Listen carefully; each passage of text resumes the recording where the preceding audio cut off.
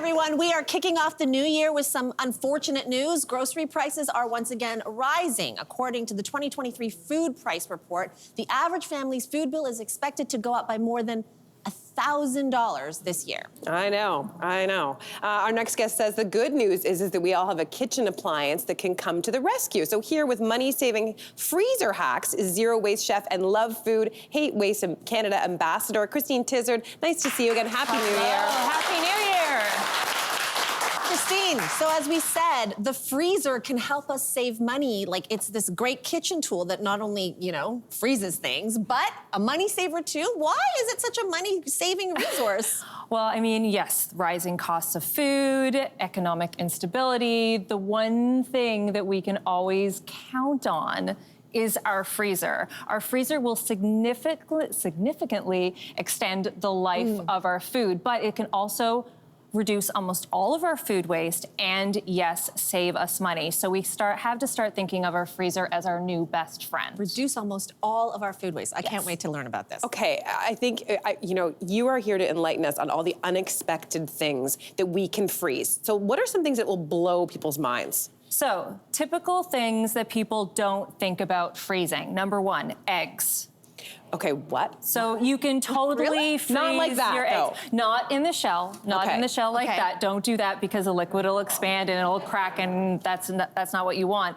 But totally crack them, scramble them, put them in a freezer-safe container. Okay. Right? Like this, yeah. And freeze them up to 4 months, so you always have eggs on hand for your next scramble or frittata. Amazing. Yes. Okay.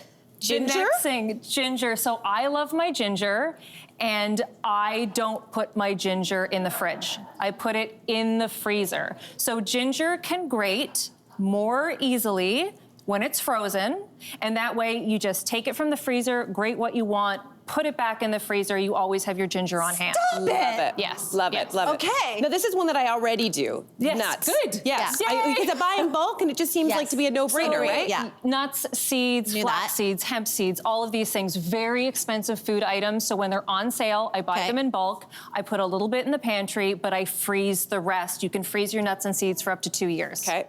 What else? Do you want to talk about flours? The flour. Even if you're not an avid baker, the price of flour has gone up.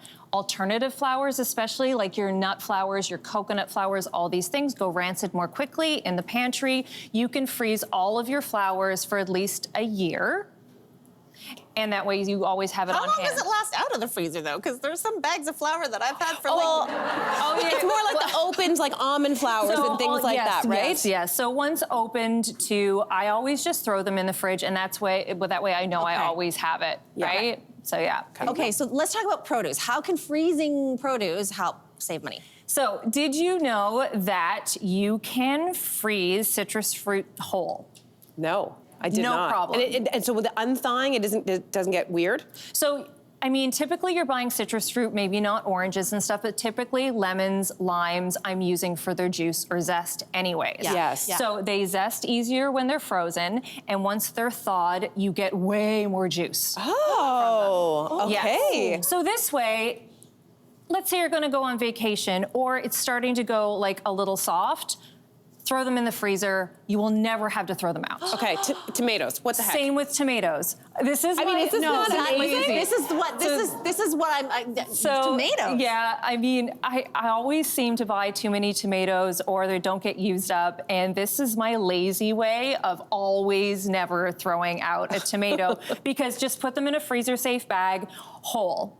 Okay. And then salsas, soups, stews, tomato sauce, thaw it out, chop it up, use them up. Love it, love it. Okay, so next up, you used frozen avocados to make this guacamole. So I don't know if you've noticed, the price of avocados is absolutely ridiculous. So it can cost like anywhere between $12 and $15 to make guacamole at home, which is completely ridiculous. But you can buy frozen chunks of avocado in the produce aisle, no problem. I bought a bag yesterday for $5. So I made this guacamole. So yes, you're not gonna probably like slice them, you know, frozen and eat them that way, but for things like guacamoles, for sauces, for dips, or smoothies, people use a lot of, buy the frozen chunks in the grocery store. It's really good. I know there are always things in my freezer that I forget about and never end up using because things just kind of go in there. Yes. It's like a vortex and it gets lost. So how do you suggest we use up these items to save money and reduce food waste? So I'd like to encourage people to start doing something called a Freezer Friday, or even if it's just one day a month, where you kind of clean out the freezer and you force yourself to use up those food items. And there's a lot of things you'll find in there that you can make very interesting things with. For example, I made a beefy cabbage harvest stew with frozen beef burgers from the summer. Oh my gosh, Okay. I mean, How was that? so think about going a little bit outside the box, but you can use up those ground meats that are formed into burgers, just break them up and use them in a super stew very easily. It's really fun. Now, you say that we can always have free stock and broth going in the freezer. Right? Yes. Okay. So whenever I do any sort of meal prep, I have 2 bags. I mean, it might look kind of icky right now, but I have 2 big freezer-safe bags. I have one for produce, and then I have another one for things like bones and leftover meats and stuff like that. So this way, when my bag is filled up, I have all the ingredients that I need to make a stock or broth. Right. Even fish stock, which people typically don't make at home. For example, I was making this lovely soup that you're gonna eat now, and I had shrimp, and I have all these shrimp shells. So these shrimp shells I can easily make into a fish stock. Fish stocks don't take that long to make. Bone broths typically take like hours and hours. A seafood broth you can make in 45 minutes, and then I made this lovely seafood bisque. It's like a curry coconut with shrimp and mushrooms. So good. Try really it. nice. Yeah. While Lainey's tasting that, let's talk about freezing dairy. Like, we don't have a lot of time left, so cheese and butter, you can freeze both of them.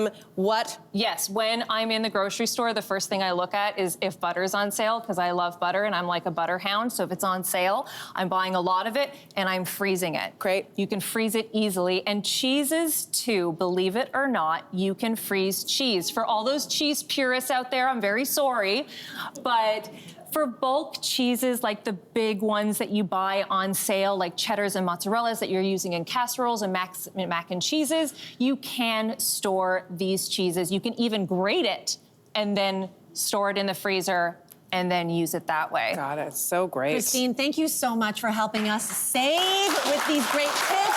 Viewers at home, if you want to try these freezer-inspired recipes yourselves, get your phones out, open the camera, and scan the QR code on the screen to get the recipes right in the palm of your hand. Hey there! Wasn't that great? Do you know where you can find some equally good content? Our YouTube page. It's filled with discussions, debates, and some laughs. Head there now, like and subscribe.